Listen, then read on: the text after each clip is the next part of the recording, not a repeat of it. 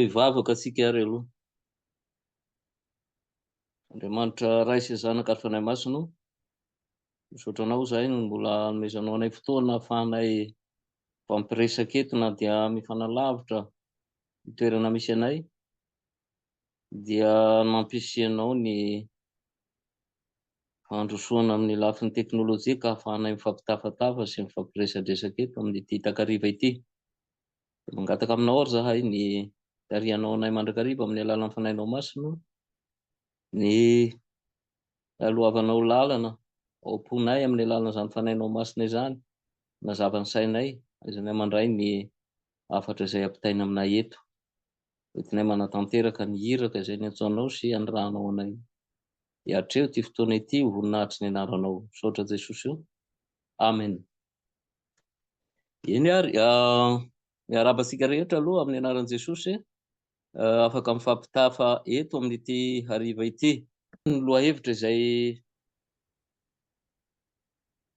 noraisiko dia izay no ifampiresahantsika eto ny amin'ny fifandraisan'ny Paska, ny andro ny akarana ary ny Pentekosta izay mbola andrasantsika afaka 10 andro.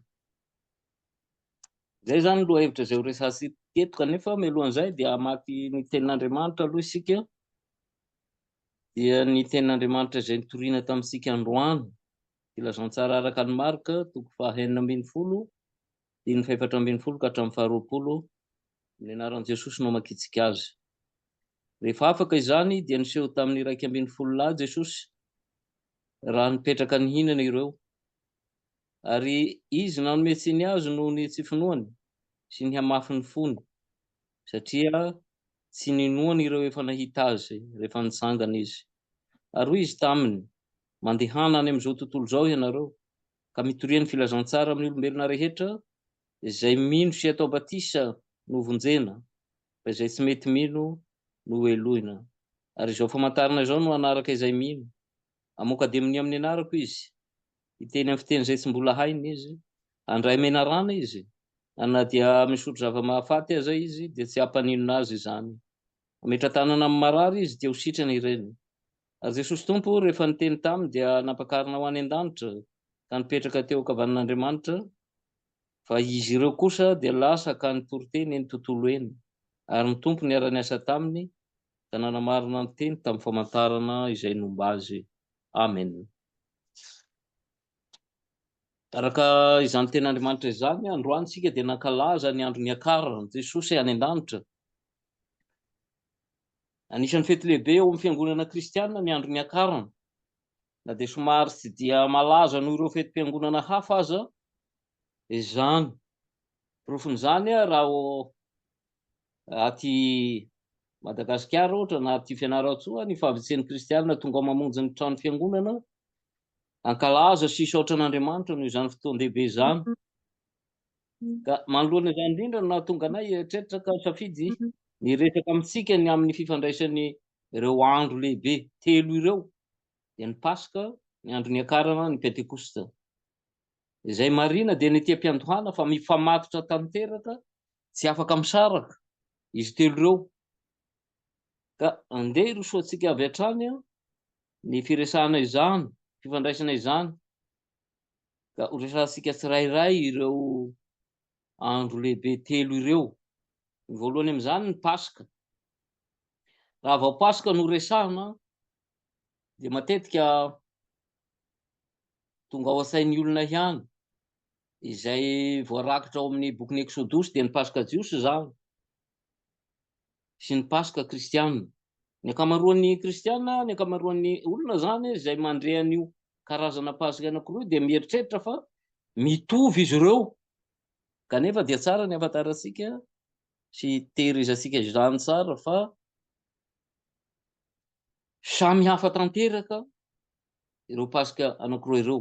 Ho an'ny jiosy, ny Paska dia fahatsiarovana ny fanafahana azy ireo tamin'ny fanandevozana tany Egypta, ary fanambarana fa Andriamanitra no hany mpanafaka.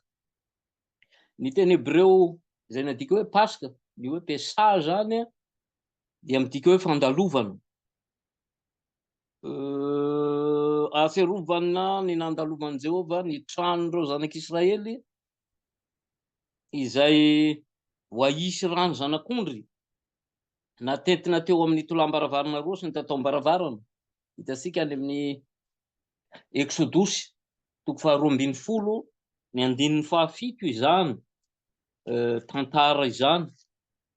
Ka rehefa nandalo teo ny anjelon'i Jehova dia tsy niharany fahafatesana ny lahy matoa rehetra teo amin'ny Israely, ka dia notsarovan'ireo zanak'Israely izany fandalovan'i Jehova ny tranony izany ka nanafahany azy teo ambanin'ny fagnandevozan'ny Egyptianina. Dia lasa fety lehibe tokoa teo amin'ny Jiosy izay ankalazainy isan-taona io Paska io, zany hoe fahasiarovana fotsiny ihany ny nanafahany ave azy teo ambanin'ny fagnandevozan'ny Egyptianina. Fa ny Paska kristianina indray kosa dia tsy mijanona ho fety fahasiarovana ihany, fa tena fototra sy ivo ny finoana sy ny maha izy azy ny fivavahana kristianina. Hatramin'izao andro iainantsika izao dia mbola mitohy zany dia ny fitsanganan'i Kristy tamin'ny maty. Aoka sorovantsika mandrakariva fa ny fitsanganan'i Kristy tamin'ny maty no ivo ny filazantsara ary fototra iorenan'ny finoana kristianina. Raha araka ny epistily voalohany ho an'ny Korintianina 5:10 ny 7:10 dia milaza i Paoly apôstôly amin'ny Korintianina voalohany 5:10 ny 7:10 tapany voalohany dia milaza Paoly apôstôly hoe raha tsy nasangana Kristy dia foana ny finoanareo. Zany hoe noho ny fitsanganan Jesosy Kristy tamin'ny maty no mampitoetra ny finoantsika. Midika izany fa tsy hoe zava-misy ara-tantara fotsiny ny fitsanganan Jesosy Kristy, fa izy no antoky ny famonjena izay mbola tohizan'ny fiangonana ankehitriny ny fampelezana izany famonjena nataon'i Jesosy Kristy izany. Io fitsanganana io dia manambara fa nakasitrahan'Andriamanitra ny asa fisoronana izay nanoloran'i Jesosy ny tenany teo amin'ny hazo fijaliana ho famonjenantsika, sy ho fanadiovana ny fahotantsika ka mahatonga antsika hanana fahamarinana eo anatrehan'Andriamanitra. Asa fisoronana indray mandeha tsy miverina izany, ary tsy vokatry ny herin'olombelona fa vokatry ny fitiavana sy ny herin'Andriamanitra izay manambara fa efa resin'i Kristy ny fahafatesana. Ka amin'izany ny Paska hoy isika dia tsy mijanona ho fahatsiarovana fotsiny ihany, fa ny Paska dia tena fotoana izay andraisan'ny miny ny fiainana vaovao noho ny herin'ny fitsanganan'i Jesosy Kristy tamin'ny maty. Manamarika ny fitsanganan'i Kristy tamin'ny maty izay fototry ny toroteny apôstôlika ny Paska hoy Paoly apôstôly.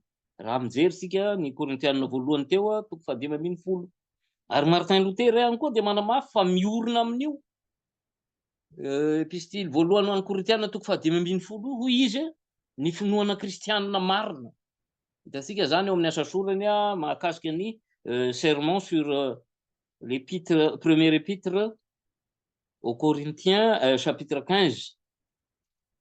Azo lazaina araka izany fa ny fitsanganan'i Jesosy Kristy tamin'ny maty no manambara fa ny eken'Andriamanitra ny sorona nataony teo amin'ny hazo fijaliana, araka izay hitantsika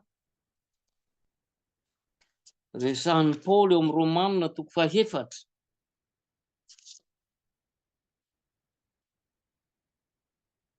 Andininy 5:20 izao voalaza ato amin'ny anaran'i Jesosy izay natolotra noho ny fahadisoantsika ka natsangana indray ho fanamarinana antsika. Izany hoe ny fahafatesany Jesosy Kristy sy ny fitsanganany teo amin'ny maty, teo amin'ny fitsanganany amin'ny maty no manambara fa ny eken'Andriamanitra ny sorona nataony teo amin'ny hazo fijaliana, ary fanombohana ny famoronana vaovao zany raha ny epistiliny Paoly ihany no jerentsika.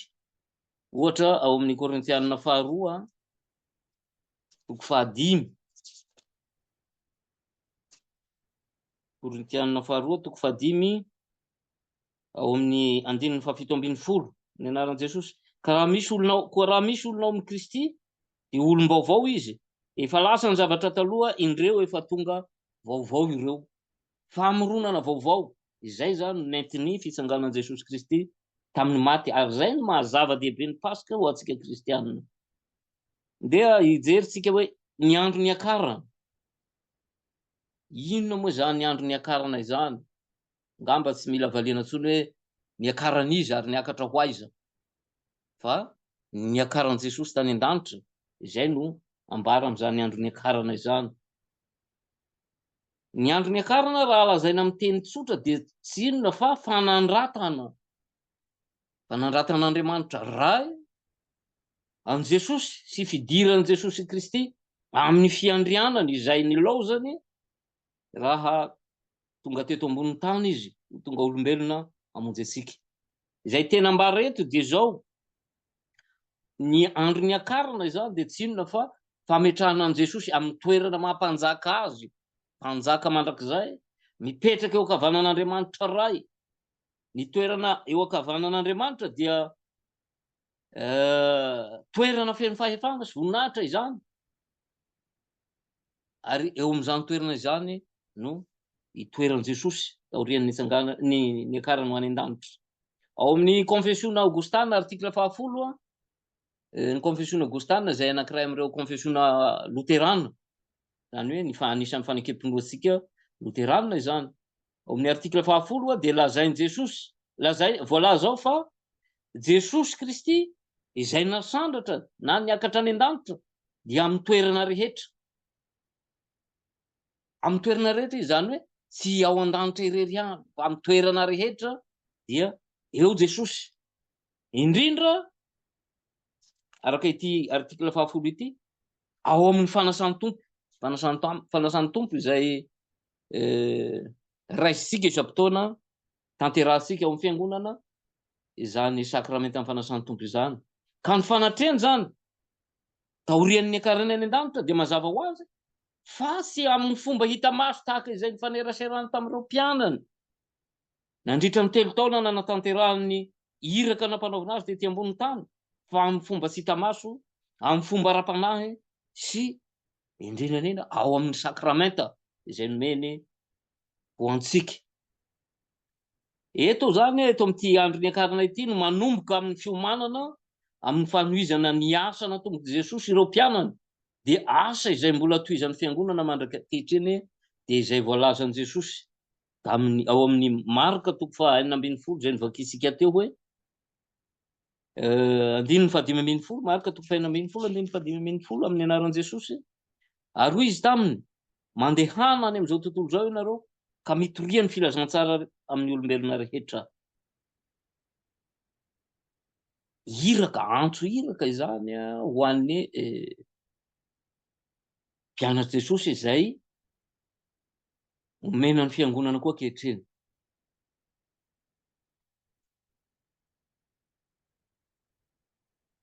Izay ny andro niakarana. Ny pentekosta indray dia hatrany amin'ny sekoly alahady de mahafantatra hoe inona moa ny pentekosta. Ny pentekosta dia ahatsiarovan'ny fiangonana ny vanim-potoana na ny fotoana nandrahan'Andriamanitra ny fanahy masina ho amin'ny fiangonana, araka ny hitantsika ao amin'ny Asan'ny Apôstôly 2. Ity fanahy masina ity no nampanantenan'i Jesosy ny mpianatra ao amin'ny filazantsarany Jaona 4:12 ka hatramin'ny 5:40, izay nampanantenany fa raha mialy eto amin'ity zao tontolo zao ity izy de tsy ho irery ny mpianatra fa haniraka mpampianatra, niraka ny mpananatra dia ny fanahy ny famarinana hitaridalana azy ireo. Raha ny fampianaram-pinoan'ny fiangonatsika momba ny fanahy masina no jerena, de zao no azo ambara: ny fanahy masina izay miasa amin'ny alalan'ny tenin'Andriamanitra sy ny sakramenta, io fanahy masina io no mampisy ny finoana ao amin'ny olona anankiray. Ka ny olona mino dia olona tsy miaina ho azy tenany, zany hoe tsy mandeha araka izay tiany atao, tiany aleha, tsy izay tiany atao ny atao, fa ny fanahin'i Kristy no manazava sy mitaridalana azy. Fanahin'i Kristy izay raisiny mivantana avy amin'ny alalan'ny toroteny sy ny sakramenta. Ao no andraisantsika izany fanahin'i Kristy izany. Izay raha lazaina faran'izay tsotra ny amin'ireo fety lehibe telo izay ankalazaitsika fiangonana telo mifamatotra sy afaka misaraka. Ka raha ravina de izao ireo fetitelo ireo dia maneho ny fahafenoan'ny famonjena avy amin'Andriamanitra Trinité, izany hoe Andriamanitra Ray, Zanaka, Fanahy Masina. Ny Ray, izany hoe Andriamanitra Ray manangana ny Zanaka, izay tanteraka teo amin'ny Pasika izany, ary manandratra azy ho tompo, ho mpanjaka. Dia izany no natrehantsika androany, izay nankalazantsika ny andro niakarana, ary ny Ray sy ny Zanaka indray mandefa ny fanahy masina na maniraka ny fanahy masina ho amin'ny fiangonana. Dia io no ankalazaina sy tsarovatsika amin'ny andro Pentekosta. Ny fifandraisan'ny Pasika sy ny andro niakarana ary ny Pentekosta dia milaza fa ny finoana kristianina dia tsy vokatry ny fisaintsainan'ny zanak'olombelona toy ireo fivavahana sasany ihany, fa tena fanomezana avy an'i Jesosy Kristy ilay nitsangana velona nandresy ny fahafatesana ka noraisina tamin'ny alalan'ny teny sy ny sakramenta. Ny fisanganan'ny Jesosy tamin'ny maty dia tsy zava-miseho tamin'ny lasa ihany, izany hoe 2000 taona lasa, fa zava-misy iainantsika mandrak'ankehitriny. Aiza no iainantsika izany? Valiny dia hoe ao amin'ny batisa, ao amin'ny batisa. Raha mijery ny Romanina 9 isika, izay tiako raha mba voakisika any an-trano aorian'izao fampianarana. Ny Romanina 9 dia voalaza ao izany zavatra izany hoe niarana levina tamin'ny batisa isika, ary niarana tsangana taminy ihany koa. Ny fanahy masina no mahatonga izany ho velona ao anatsika. Antsoin' Jesosy hanao ny asa-pamonjena izay efa natombony ny fiangonana. Raha miteny isika hoe fiangonana dia veriko fa efa fantatsika tsara fa tsy ny rindrina efatra izany, fa ilazana ireo izay nandray ny finoana tamin'ny alalan'ny batisa dia ny mino zany isika no lazaina amin'izany fiangonana izany, izay antsoin' Jesosy hanao ny asa-pamonjena efa natombony. Ary ny fanahy masina izay nomena azy tamin'ny Pentekosta nomena antsika ihany koa teo amin'ny batisa. Izany fanahy masina izany no mitari-dalana manolo-saina ny fiangonana amin'ny fanatanterahana izany iraka izany. Martin Luther dia mampifandray kaiky ny Pentekosta sy ny fitorianany filazantsara, ka amin'izany dia ambarany mazava fa ny fanahy masina izany dia miasa amin'ny alalan'ny teny izay toriana, ka ny mino izay no hamarinina tamin'ny alalan'ny finoana dia lasa vavolombelon'ny fisanganana amin'ny maty, satria miaina ao anatin'ny fahatokena, ny famonjena sy ny herin'ny fanahy masina izy. Miasa amin'ny alalan'ny teny izay toriana ny fanahy masina. Ary Paoly dia milaza fa ny fototsy ny finoana dia avy amin'ny teny toriteny. Ny toriteny dia tsy hafa fa ny tenin'ny Kristy izay ambara, ka ny fanahy masina no mampitoetra izany ao am-posika, manomelona ny finoantsika amin'ny alalan'izany teny izany.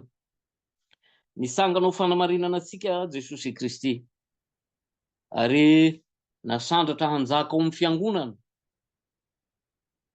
hatramin'izao vanim-potoana iainantsika izao.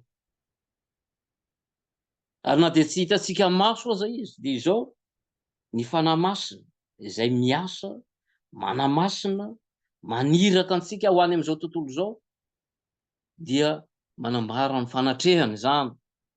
Ary io dia tsy mamela antsika hijanona ao amin'ny rindrina efatry ny fiangonana, fa maniraka antsika tahaka ny nandrahan'ny mpianatra eto amin'ity filazantsara araka ny Marika izay norenesitsika androany andro niakarana ity, dia ny hoe mandehana any amin'izao tontolo izao ka mitoria ny filazantsara amin'ny olombelona rehetra. Amin'ny filaza mandidy no ilazan'i Jesosy an'izany eto. Dikan'izay tsy misy fitalahoana eto na fiangaviana, fa tena mandidy Jesosy dia ny handehanana, ny fitoriana, ny filazantsara ny olombelona rehetra. Maha olombelona atsika dia mety tratra ny tebiteby sy ny tahotra isika satria raha mijery tsika eo amin'ny 1:7 eto amin'ity ten'Andriamanitra ity ohatra dia mahita fa sy mora izany iraka ny rano Jesosy ny fiangonana izany. Amoka dia amin'ny anarako izy iteny amin'ny fiteny izay mbola hay andray menarana na dia misotro zava-mahafaty aza sy hampaninona azy izany ametra tanana amin'ny marary izy dia ho sitrany irony. Fa izao ny zavatra tsy maintsy tsarovatsika amin'ny maha mino atsika nandray ny famonjeny Jesosy atsika amin'ireo rehetrarehetra ireo amin'io iraka ny rahany io amin'ireo zavatsarotra hatreny ny olona mino izay irahany io dia izao tsy mipetraka any an-danitra ihany Jesosy zay le tenentsika teo hoe tsy amin'ny toerana anankiray ihany izy fa mazava ny voalaza eto hoe anaraka momba ireo iraka irahan'ireo miara-miasa amin'ireo mandrakariva ilay Jesosy tompontsika izay nitsangana tamin'ny maty ka efa mipetraka eo amin'ny ankavanan'Andriamanitra ankehitriny. Miandry ianao hamita izany iraka izany tompo ka dia aoka hanana fahatokena isika ka sy hatahotra na hangorohoro. Nomeny Jesosy nomen'Andriamanitra atsika ireo fety lehibe ireo dia mba hahatonga asika ho tena ijoro vavolombelona tokoa anatanteraka izany fitoriana ny filazantsara izany ho amin'ny olombelona rehetra. Dia voninahitra ho an'Andriamanitra irery ihany hivavaka isika. Sotranao izay Andriamanitra ray zanaka ary fanahy masina satria na dia fotoana fohy aza no nomenao anay dia manakambara aminay mandrakariva ianao. Isaoranay ianao nanomezanao nanoloranao ny zanakao ilay tokana hamonjy anay isolo toeranay maty nomboina teo amin'ny toeranay ary nitsangana tamin'ny maty fanamarinana anay. Ankehitriny dia angataka aminao ny hamelomanao ny finoanao anatinay mba tsy ho variana amin'ny rendrarendra izao tontolo izao fa hatsiaro ity antso iraka izay iantsoanao ny fiangonana sy andranao ny fiangonana ity. Ilomeo am-ponay mandrakariva ny finoana velonanao hatsiarovanay fa iraka ao zahay izay rehetra ataonay izay rehetra ho hitan'ny olona aminay dia ny voninahitra ao izany fandresenao ny fahafatesana izany ka ataonao olona maro ho anao zahay na amin'ny fiteninay na amin'ny fihesikay ary indrindrandrindra Jesosy eo mba tsy homenatra ny vavolombelonao tokoa zahay fa ho sahy hitory hanambara izany filazantsara ny fitsangananao tamin'ny maty izany. Dia amin'ny anaranao Jesosy no naovana izany favaka izany. Amen. Eny ary tompoko izay no voahomana kely tato fa dia hanolotra ny fisaorana anareo zahay amin'ny nanomezana fotoana ahafahana mifampitafa eto amin'ity hariva ity. Jesosy tompo ny homba sy hitantana antsika rehetra. Saotra tompoko. Itanao ray aman-dreny doyen, izy moa no antsika izay tsy mahalala anazy no doyen ny Salta, docteur Vidiniana Bertier Andriamiarimanana. Dia faly tsika manana anazy androany mitondra fampianarana antsika ary efa nitondra fampianarana aty hatramin'ny izy dia isaorana antsika manjakariva ny azahoantsika azy mbola azo anazy ihany koa tsika manaraka amin'ny fotoana izay mahafaka anazy. Dia fifaliana manjakariva ny mihain'ny fampianaranao Andriamatoa, doyen, docteur. Faly zahay. Vavaka antsika. Isaorana ianao Ritsatsika tompony mbola nazahoany an'izao fotoana izao ary raha sarakitso dia fahasoavanao Jesosy, fitiavanao Andriamanitra ray, firaisana amin'ny fanahy masina ho aminay rehitsany hatramin'izao koa mandrakizay. Amen. Amen.